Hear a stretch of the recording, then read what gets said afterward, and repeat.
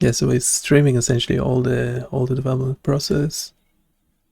It's probably the most promising tool we've got so far. Let me know if you tried it out. Let's bring Studio Live a chat to a bot. See if it has any good ideas. A screenshot website called BioniChaos displaying a real-time signal amplification that's live feed of a man along with the heart rate information. Is the heart rate information correct?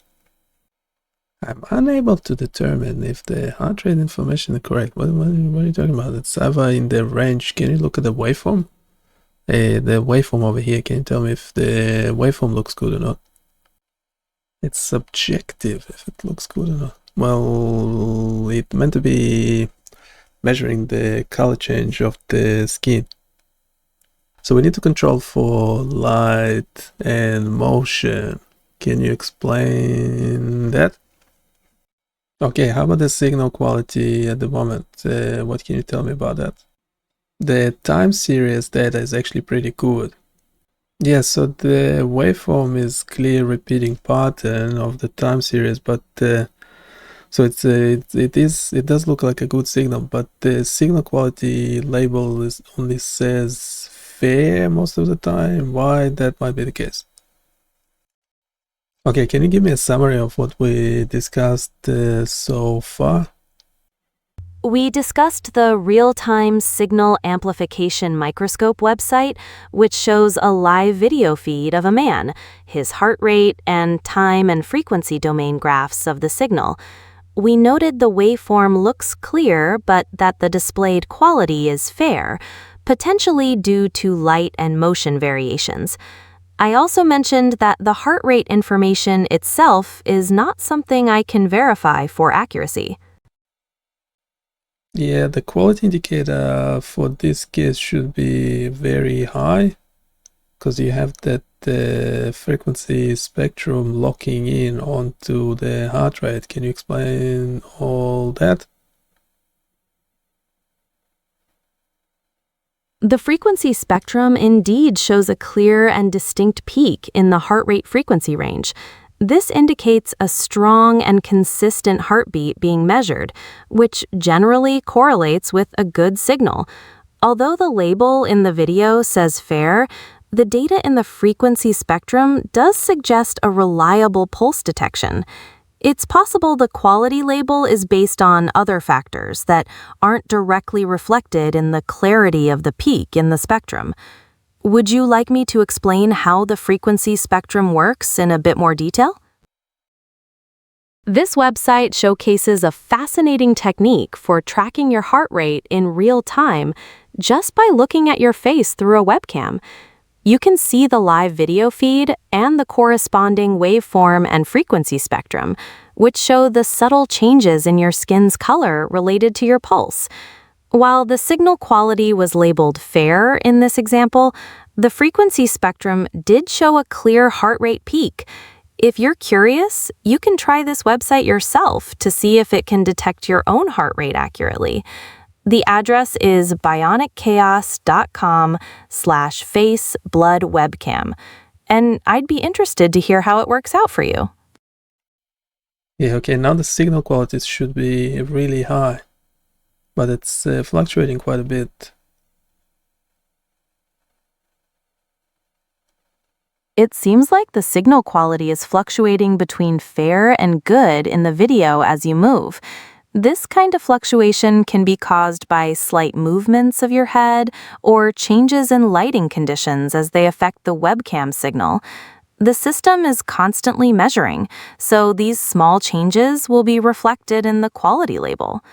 Is there anything else you'd like to know about the display? No, we're not doing like general tech. We're doing specific things.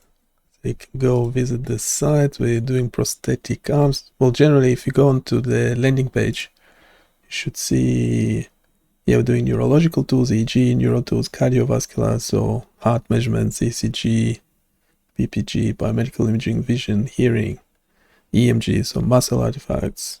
We'll skip that one. Simulations and modeling, doing some games, data analysis, AI. Obviously, everyone does AI these days, so that's not a surprise. A lot of signal processing. These are some of the tools we are featuring on today.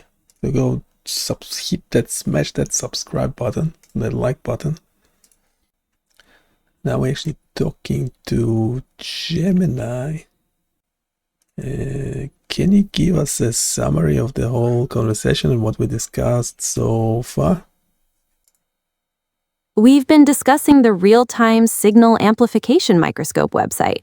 We talked about the live video feed of a man, his heart rate display, and the waveform and frequency spectrum graphs, which show the signal derived from his skin tone. We also noted that the signal quality was fluctuating, but that the frequency spectrum showed a clear peak indicating a pulse. If you're curious about this fun way to track your heart rate, you can try the website yourself at bionichaos.com/face-blood-webcam and let me know how it works out for you. You can check out the website. Tell us what you think. Doing a lot of different web application, Fourier transform, sound simulations, muscle activation, webcam, eye tracking, prosthetic arms.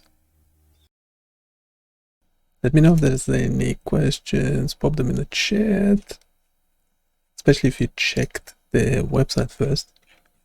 If you checked the website, you would probably have some good questions. So we're live streaming all the development on YouTube and doing heart rate monitoring from camera. It's probably one of the better recent web applications that we have made. Prosthetic arm simulation. Doing a lot of optical illusions as well. In theory, you could extract diastolic, systolic from PPG. Can you? Does anyone know anything about it? Does anyone know? Can you extract the systolic, diastolic, upper, lower heart pressure from PPG? It's not possible to directly extract systolic and diastolic blood pressure values from a PPG signal alone, as PPG measures blood flow changes in the skin, not pressure. There are some methods that use PPG in combination with other signals or machine learning algorithms to estimate blood. No, so just PPG alone. How about if I look at the Dicrotic notch? Can I do it that way? The bicrotic notch in a PPG signal is related to the pressure wave in your arteries, but it's not a direct measure of systolic or diastolic pressure. Its position and shape can vary based on different factors besides blood pressure, like arterial stiffness and even your posture. So while it provides information about the circulatory system, you need additional data or calibration to get accurate blood pressure readings. Okay, so what information does it provide? So if I measure the timing, doesn't that tell me something about the more about the heart rate activity? The time between the beginning of the signal, where the dicrotic notch is, and the end of the signal. Can you explain that? Measuring the time differences between key points in the PPG signal, like the start, the peak, and the dicrotic notch, can provide insights into various cardiovascular parameters. For example, the time delay between the pulse peak and the dicrotic notch can be related to arterial stiffness and the location of blood pressure wave reflections. However, this doesn't provide direct numerical values for systolic and diastolic pressure. It gives additional information about the mechanics of your cardiovascular system. Do you want me to explain any of these concepts further? So I shared the image with you. Can you see if the dicrotic notch is there or not? Yes, looking at the waveform in the image, there is a discernible notch on the descending part of each pulse wave. It's located towards the end of the wave. Does this align with what you were expecting to see? Can you explain where is it exactly? It's located on the downward slope of the waveform, after the highest point of each pulse, and towards the end before the next pulse begins. It looks like a small dip or secondary peak in the wave. Does that make sense?